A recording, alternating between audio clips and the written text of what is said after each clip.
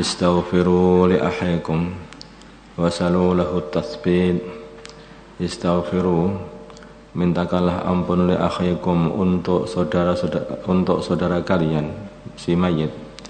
Wasalu, dan mintalah kalian semua lahu untuk saudara kalian yaitu mayit at-tathbita, supaya dikasih ketetapan ketika ditanya oleh malaikat Munkar dan Nakir.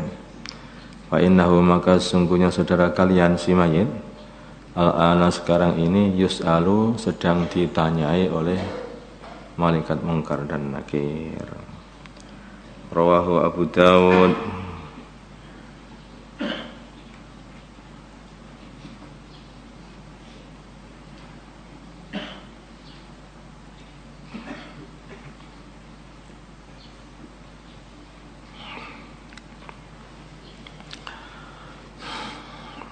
Baca istighfar untuk mayit atau membaca Al-Quran, karena orang itu namanya ditunggu begitu saja. Si mayit ini di dalam kuburan itu senang, apalagi kalau dengan membaca Al-Quran. Nah, orang itu membaca Quran datang barokah kepada orang yang membaca dan sekitarnya juga.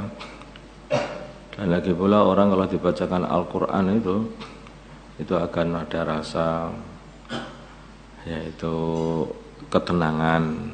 Demikian juga mayit itu ketika mendengar bacaan Al-Quran juga rasa tenang. Wa an Amr bin As, dari Amr bin As radhiyallahu taala anhu, qala, berkata Amr, idza dafantumuni, bila mana kalian telah menguburkan aku, faqimu, maka berdirilah kalian hawla qabri, di sisi kuburanku, di kanan kiri kuburanku, sekitar kuburanku. Qadramatun harajazurun, seukuran waktu disembelih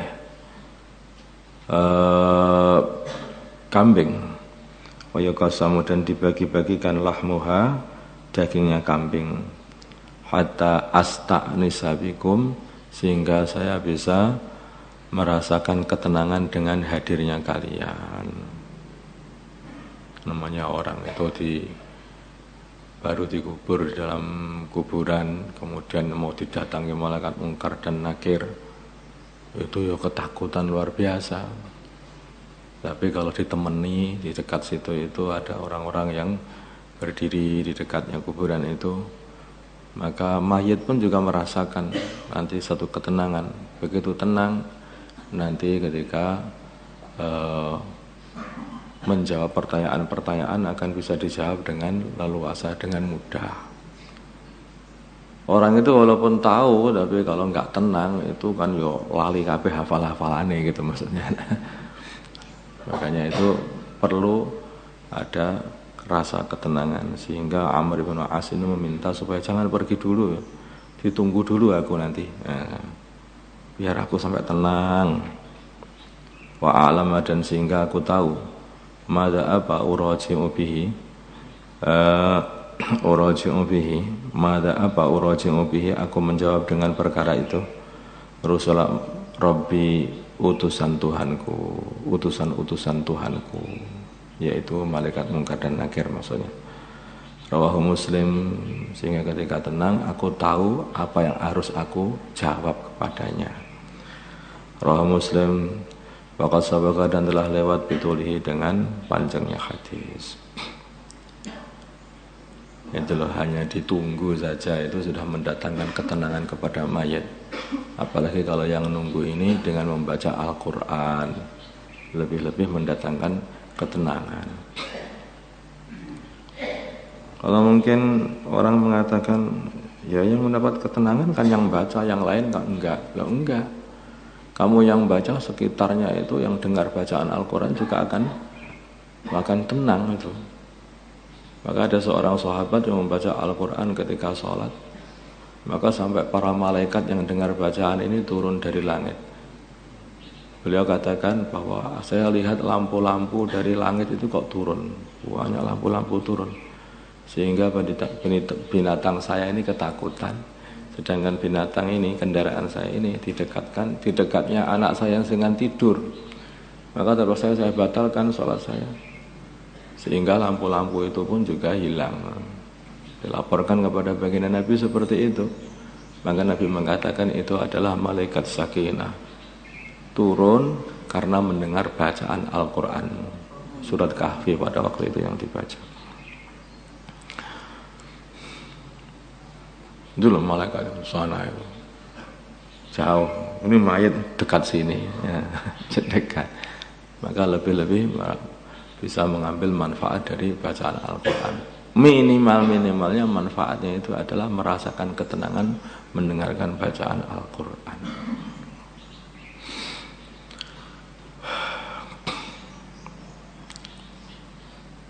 Dan terus alangkah muangkelnya ya mayat itu kalau ada anak-anak muda datang ke kuburannya bawa gitar, nyanyi-nyanyi di dekatnya, diduduki lagi itu kuburannya.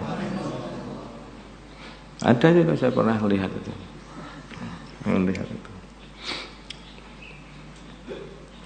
Tidak menderita. Qala berkata Asy-Syafi'i, Imam Syafi'i rahimahullah, wa yustahabbu, dan disunahkan ayyuqra'a indahu syai'un, untuk dibaca di sisi mayit syai'un sedikit minal Al-Qur'ani, seberapa ada syai'un sedikit atau sebeberapa minal Qur'an dari Al-Qur'an. Apakah baca Yasin lah atau baca apa saja, baca surat Al-Ikhlas. Wa in khatamu, bila mana mereka mengkhatamkan Al-Qur'an inda risi mayit, karena maka adalah perbuatan itu hasanan, bagus.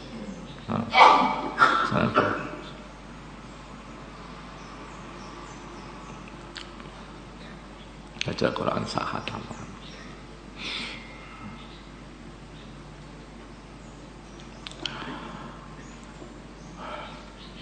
Babus shadaqati 'anil mayyitin. Babus shadaqati di sini bab menerangkan sedekah 'anil mayyiti, dari mayit, wa du'a ilahu, dan doa untuk mayit. Qala, berfirman Allah Ta'ala, walladzina ja'u min ba'dihim yaquluna rabbana ighfir lana wa li ikhwanina alladzina sabaquna bil iman.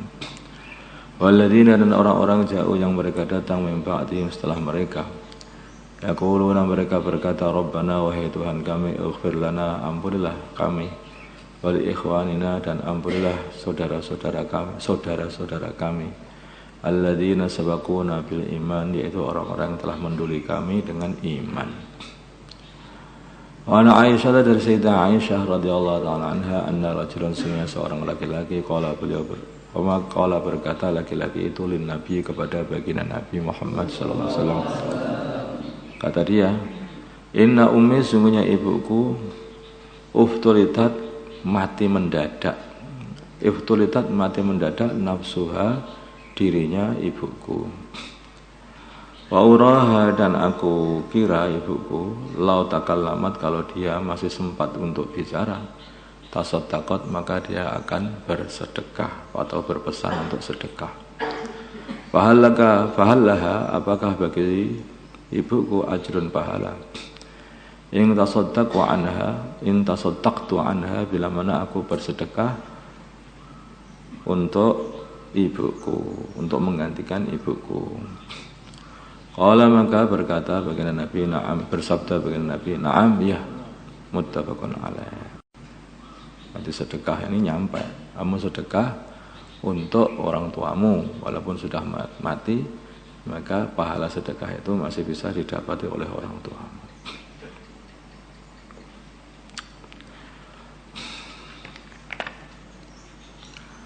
Wa an Abi Hurairah, dari Abu Hurairah radhiyallahu ta'ala anhu, ya, kalau orang tua itu sudah mati, sudah wafat, ya tidak ada khidmat yang lebih baik melebihi bila mana orang itu ya begini ini, bersedekah untuk orang tuanya. Wa an Abi Hurairah radhiyallahu ta'ala anhu, anna Rasulullah sallallahu alaihi wasallam qala, bersabda, Idza mata bil manamata al insanu manusia in qata'a maka putus amaluhu amal dia illa min salatin kecuali dari 3 perkara. Sedekatin jariyatin, satu yaitu dari sedekah jariyah, sedekah yang mengalir. Ya kayak seperti apa itu mewakafkan tanah untuk kebaikan, tanah wakaf atau wasiat-wasiat kebaikan-kebaikan untuk orang-orang fakir dan lain-lain. Aw ilmin yuntafa'u bihi, atau ilmu yuntafa'u yang dimanfaat bihi, yang dimanfaatkan bihi ilmu itu. Ilmu kemudian diajarkan kepada orang lain dan itu ilmu itu diamalkan oleh orang lain. Anak-anaknya kah, tangganya kah, akan terus pahalanya mengalir kepada orang yang punya ilmu itu. Aw waladin sholihin yad'u lahu, atau anak soleh yang mendoakannya. Atau kalau punya anak itu jadi anak yang soleh, ahli agama, sehingga mau mendoakan orang tuanya ketika orang tuanya sudah mati. Ini juga masih bisa didapatkan oleh orang-orang yang sudah mati. Walaupun sudah mati, doa orang tua, ilmu yang manfaat yang dimanfaatkan oleh, yang diamalkan oleh orang lain, atau sedekah jariyah.